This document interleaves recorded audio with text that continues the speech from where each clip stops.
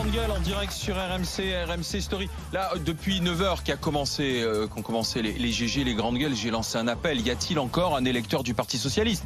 Y a-t-il encore un électeur de gauche qui votera peut-être pour Place Publique dimanche? Il y a peut-être un électeur de gauche mais qui n'a pas envie de voter socialiste. Ouais, il faut nous en parler, il faut venir témoigner. Tout à l'heure, c'est la question grande gueule, où sont passés les électeurs de gauche? Il faut venir témoigner tout à l'heure à partir de 10h.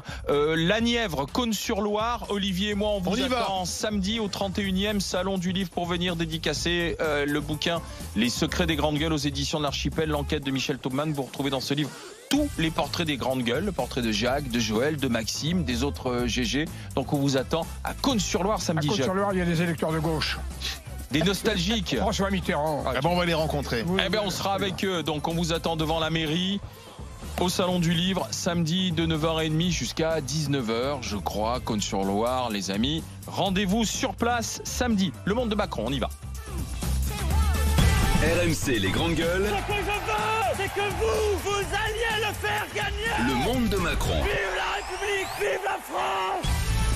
Dans le monde de Macron, dans ce beau pays toujours simple qu'est la France, avec l'histoire des 80 km/h, je pense que l'on va vers la pagaille des PV.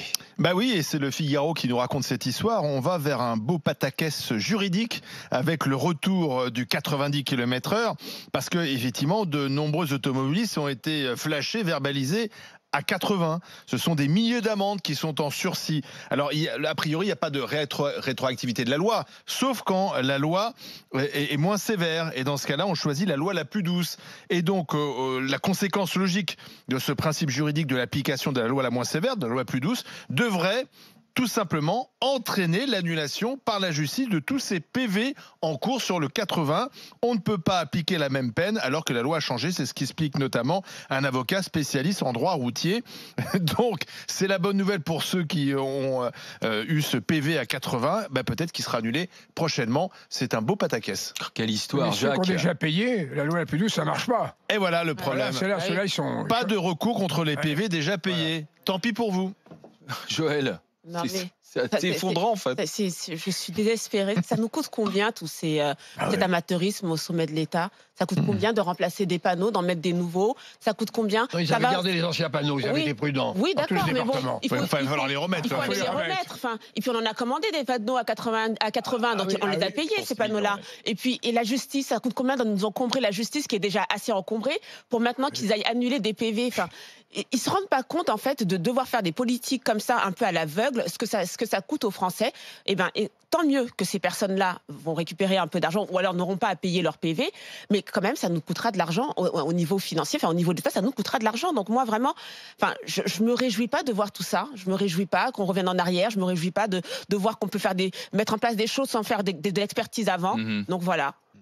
Maxime. Oui, mais c'est une pagaille administrative comme depuis le début, cette loi ne devait pas être faite. Et ça prouve bien que non seulement, comme le disait Joël, certes, il y a un côté amateur, mais elle n'était pas si nécessaire que ça. La preuve. C'est pas ce que pensait Édouard Philippe. Oui, Édouard Philippe. Qui continue à défendre d'ailleurs le 80. Il était tellement certain de sa loi qu'Édouard Philippe, que maintenant il fait non, mais vous comprenez, écoutez, si maintenant j'écoute ce qu'on m'a dit il y a un an et que je réfléchis, peut-être qu'en effet, c'est ceux qui gèrent les départements qui doivent s'y encoper. Mais plus que les Français qui sont en quelque sorte impactés par le prix des amendes. Je t'ai vu par le prix des amendes. Olivier joue avec son micro. Mais non, parfois je bouge des mains et ça fait bouger le micro. Pardon. Et donc non, mais c'est surtout. J'ai été flashé. Je comprends, c'est pas facile. Mais c'est surtout que les Français, en plus d'être surtaxés, sont surverbalisés, c'est-à-dire sont surverbalisés. Oui, pardon, c'est un mot très compliqué à dire. Même à 10h du matin, c'est la chouquette qui. Juste pour vous dire que pendant la pause pub, excusez-moi. Oui, non, mais il a été flashé en état excessif d'absorption de chouquette, l'ami Maxime Niedo. Vous comprenez pas ce qu'est la faim. Je crève comprenez pas ce qu'est la faim. Non mais vous comprenez pas. Faut nourrir Maxime se dope à la chouquette. Mais je me dope à plein de choses vraiment. On veut pas savoir. Mais voilà, mes bras sont encore ça. Non mais ils sont bon bref, il y a en surverbalisation.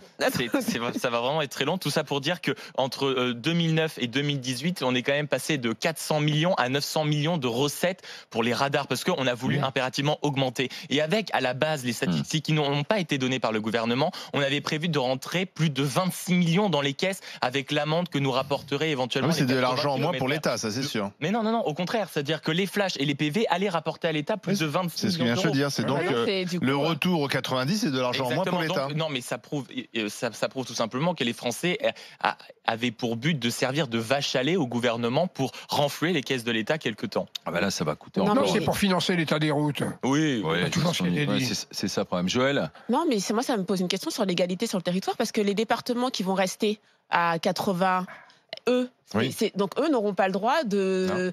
Donc c'est un peu, voilà, c'est pas très juste. Hein. Donc il y a des gens, si tu habites au bon endroit, bah, c'est toujours la France. Hein. Si tu es né tu habites au bon endroit, c'est bon. Toi, tu vas avoir ton PV qui va être annulé. Puis celui qui reste dans le département, qui reste à 80, lui, C'est pour sa pomme. C'est bizarre quand même. Mais ça Enfin, ne marche que c'est une pour loi qui est pas- les routes qui sont revenues au 90. pour passer au Voilà, 80. C'est pas le cas encore vraiment. Non. Mais il n'y a que la moitié des départements apparemment qui vont Ouais. venir. au 90. C'est pour ça que ce sera intéressant de voir quels sont les élus départementaux qui auront le courage, bien le courage, le courage de rester. de rester aux 80 80. km/h en Parmi disant la moitié. c'est une. Attends, c'est Me pas pose- fait c'est pas encore. fini. Je me pose la question de est-ce que le Conseil d'État validera cette loi, parce qu'il me semble qu'au nom de l'égalité de la loi, ça avait été Ouais. le problème avec Bah la oui. taxe d'habitation, Ouais. c'est-à-dire que sous prétexte que c'était que 80% de la population, elle n'avait pas été validée par le Conseil Oui, d'État. mais- Peut-être que là, le fait que ce soit seulement certaines routes sur certains départements qui Non. concernent seulement certains habitants. Non, parce que déjà, avant même qu'on décide de passer ces routes à 80 km/h, il y a des routes à 70, à 50. D'ailleurs, souvent, on n'y comprend rien. On ne sait pas pourquoi on est à 70, à 50. Donc, ça existait déjà. Sur le même tronçon routier, tu pouvais avoir des vitesses parce que c'est l'appréciation locale. À un moment donné, c'est plus dangereux. Il y a des habitations.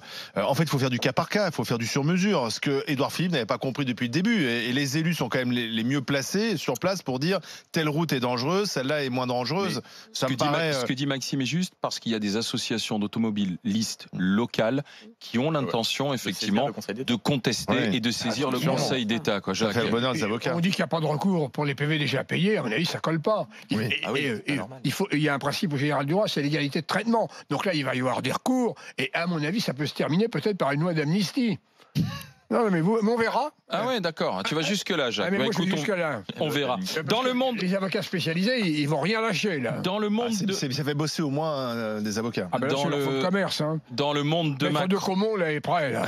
Dans le monde de Macron, on a une journaliste du Monde, Ariane Chemin, qui est entre guillemets, une figure de la presse d'investigation et politique. Ariane Chemin qui s'est retrouvée convoquée par la DGSI, Ouais. la Direction Générale de la Surveillance Intérieure. Et vous savez dans quel cadre ça va Benalla. résonner? Exactement, le Benalla, cadre de toujours. l'affaire Benalla. Comme Et on a par encore hasard. le voyant Benalla qui clignote plein Ce rouge. sont les suites de cette affaire qui n'en finit pas, l'affaire Benalla. Alors, le motif de la convocation de notre consoeur est la révélation, la divulgation d'informations conduisant à l'identification d'une personne appartenant à une unité de force spéciale. Et donc, puisqu'elle a révélé effectivement cette information, elle est convoquée. Selon Le Monde, cette enquête vise les articles sur les affaires de Benalla, notamment les informations sur le profil d'un sous-officier de l'armée de l'air, Chokri Wakrim, compagnon de l'ex-chef de la sécurité de Matignon, Marie-Élodie Poitou.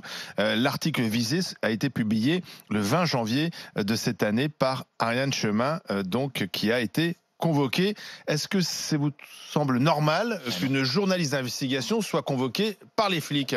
Jacques, Ça me semble profondément anormal. Bon, moi, je serais à la place d'Ariane Chemin, j'irais pas à la convocation. carrément. Ah ouais. Mais oui, mais non, franchement, c'est scandaleux. C'est une atteinte fondamentale à la liberté de la presse. donc le journaliste n'est pas un citoyen comme un autre alors. Non, mais excuse-moi, le journaliste, c'est une mission dans notre société. Elle fait de l'investigation, rien de chemin. Moi, en tout cas, si elle y va, elle n'a rien à leur dire. C'est une convocation sous le statut d'une audition libre. Oui, Voilà. oui, j'ai bien vu, bah, heureusement quand même. Parce que Donc elle devrait refuser d'y je aller. vous signale aussi, il y a les journalistes de Radio France qui avaient fait une enquête extrêmement intéressante sur le fait qu'on utilisait des armes françaises au Yémen. Et Ariane Chemin a fait ça aussi dans le monde. Mais là Et aussi, ils avaient été convoqués, ouais. ils avaient été convoqués aussi. C'est inadmissible. Non, non, mais attention. Bah, dès qu'on touche les sujets de la défense, on est Ah oui, convoqué. non, mais c'est Il facile. faut hein. défendre vraiment l'indépendance des journalistes, la liberté de la presse. Il y a une loi qui est la loi de 1881, plus il y a la 17e chambre correctionnelle qui est très bien pour ça, pour régler les problèmes. Et, pas de convoquer. Je vois pas pourquoi la DGSI convoque Madame Chemin.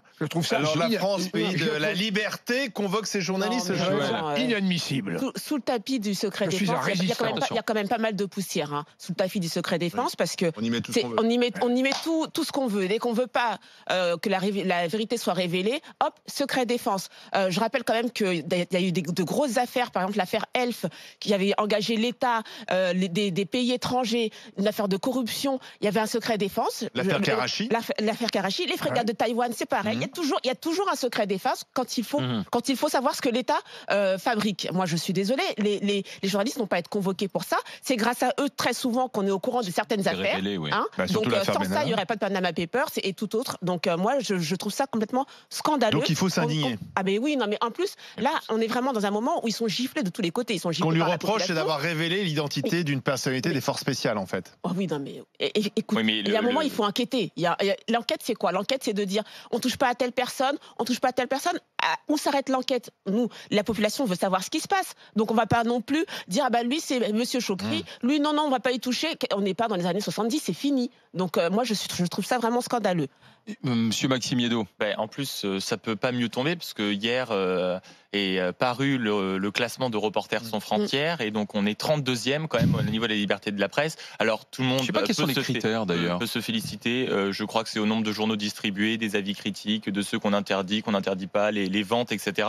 On est quand même derrière la Jamaïque, le Ghana ou l'Afrique du Sud. Je sais pas si on se rend compte de la folie de ce classement et après on se félicite. Mais je rappelle quand même que celui qui ordonne justement ces enquêtes qui est préliminaire dans le cadre de l'affaire Benalla, c'est quand même le procureur de Paris. La nomination du procureur de Paris qui s'appelle Rémi Heinz a été nommé directement par Macron. À ce mandat-là, ça avait causé, ça avait causé des problèmes démocratiques. Le procureur n'est pas une monstres. personne par définition indépendante puisqu'elle est nommée par l'État. Mais donc, oui, mais ce qui me gêne énormément, c'est qu'on commence enfin à s'alarmer du fait, et je crois que Gilles William l'a amplement dénoncé ici hier, que la justice devient le bras armé de la politique. Je rappelle quand même que Ariane Chemin a fait des papiers absolument brillants qui sont parus dans Le Monde, qui révèlent, mais avec une cartographie exacte et une science exacte et des données absolument précises, l'emploi de nos armes françaises au Yémen. Mais je ne sais pas si vous vous rendez compte, la ministre de l'Armée passe son temps quand même à mentir sur tous les plateaux. Quand Jean-Jacques Bourdin lui pose la question, elle garantit ne pas savoir que les armes sont utilisées. Or, je rappelle quand même que ça fait 28 millions de Yéménites qui sont sous les bombardements. Et je rappelle quand même que depuis le début de cette guerre,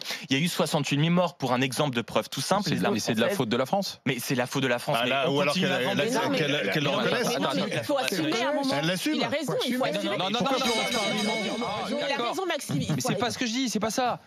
Non, parce que tu dis les morts yéménites, c'est à cause de la France. Non mais attends, pardon Alain, tu te On rends y compte qu'on est le bras armé d'une guerre. Je veux dire, moi, pardon, en tant que Français, moi, ça me choque, moi, ça m'attriste, moi, ça me révolte. Donc, on doit arrêter de vendre des armes ou choisir à qui on vend les armes. Ah d'accord, on doit choisir à qui on vend les armes. Mais attends, Alain, mais donc on va vendre les armes qu'à des pays. Tu valides à l'Arabie Saoudite qui décapite des femmes, qui les affiche sur une rue. Donc on ne vend plus d'armes à l'Arabie Saoudite. Non, mais on peut quand même un minimum choisir les pays. Je veux dire, bien sûr qu'on peut se poser la question. Pourquoi on ne pose pas la question aux Français? Non mais attendez, pourquoi? Alors ça, je suis d'accord. Moi, je trouve que ça manque de transparence. On peut avoir un débat. Pourquoi dans ce pays, on n'aurait pas un débat sur qu'est-ce qu'on fait de nos armes, à qui on les vend, etc. Excusez-moi, on est dans un pays démocratique. C'est pas une question de transparence. Enfin, il est grand temps de s'indigner dans cette France. On vend des armes à l'Arabie Saoudite. Enfin, je sais pas. Je veux dire, l'Arabie Saoudite n'a quand même de démocratie que le nom. Le problème, c'est que ceux qui nous achètent des armes, c'est rarement des démocraties. Oui, démocratie. Sauf que quand le président de la République fait de magnifiques tu vas en parler aux salariés de Dassault ou autres. Une fois qu'on aura cassé ces contrats avec des pays qui nous achètent pour des milliards de dollars ou d'euros d'armement. Moi, je veux pas qu'on mette à la porte des salariés. Moi, juste qu'on assume. On assume. Non, mais on assume. Alain, pardon, il y a un canon qui s'appelle le canon César. C'est produit par l'entreprise Nexcon, qui est un fleuron français. C'est l'entreprise est détenue 100% par l'État. Des canons, il y en a plein et bizarrement, on est quatrième vendeur d'armes mondial. L'Arabie Saoudite vers le Yémen. Je suis désolé, c'est quand même une guerre. Est-ce qu'on va être responsable de massacres? Quand on pose la question à Florence Parly, il faut qu'elle assume. Non, mais ça, il y a deux choses. Que Madame Parly n'assume pas. C'est grave. C'est très grave. Les ministres. C'est une chose. Après, ce que je demandais à Maxime, c'est à qui est-ce qu'on doit vendre les armes? Si on commence à choisir des pays très vertueux, on va commencer à s'amuser et on va plus en vendre beaucoup. Et c'est les autres qui les vendront à notre place. Ça va être réglé. Bizarrement, le problème, c'est que on leur vend pas d'Airbus non plus. Je dois te rappeler. Non, mais attends, je dois quand même te rappeler qu'il n'y a pas longtemps, bizarrement, on n'en a pas énormément parlé, que Hollande trafiquait des contrats et a fait passer sous enveloppe via Bercy des dettes fiscales à qui on a avec avec des rafales, etc. Donc au bout d'un moment, il faut peut-être sélectionner à qui on vend des armes. Pas sélectionner, mais le problème c'est qu'on veut tenir plusieurs discours très contradictoires. On veut avoir un grand discours de donneur de leçons à la terre entière. On donne des leçons à Trump, on donne des leçons à Poutine, on donne des leçons à tout le monde. Et finalement, on vend la guerre, on est le bras armé. Et on vend des armes à l'Arabie Saoudite. Pourquoi pas? Mais dans ce cas-là, il faut assumer. C'est-à-dire qu'on ne peut pas tenir plusieurs discours en même temps. C'est là où ça provoque l'énervement légitime de Maxime. Dans un instant, les GG, les grandes gueules, de retour sur RMC Story. Et la question grande gueule, où sont passés les électeurs de gauche? Où sont passés les électeurs du Parti Socialiste? À vous de nous appeler au 32-16. RMC, 9h midi, les grandes gueules.